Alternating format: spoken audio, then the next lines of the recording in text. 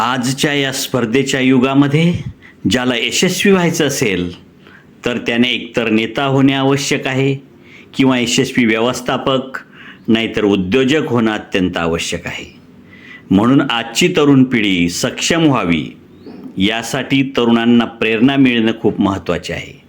आणि अशा तरुणांना प्रेरणा देण्यासाठी व राष्ट्राच्या निर्मितीसाठी छत्रपती शिवाजी महाराज यांच्याशिवाय दुसरे कोणते नाव आपल्यासमोर येणार. आतापर्यंत आपण छत्रपती शिवाजी महाराजांच्या जीवनातील फक्त लढायांचाच विचार केला, परंतु महाराज एक यशस्वी राजा होण्यासाठी जे त्यांच्या अंगी मूलभूत गुण होते ते म्हणजे कुशल व्यवस्थापन आणि दुसरा गुण म्हणजे प्रभावी नेतृत्व होय.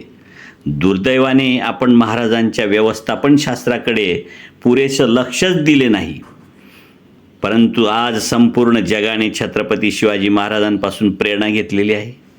आणि म्हणूनच आपण आज पुन्हा त्यांच्या नावाचा जागर करूया आणि या तरुणांना व्यवस्थापन क्षेत्राची जाणीव करून देऊया.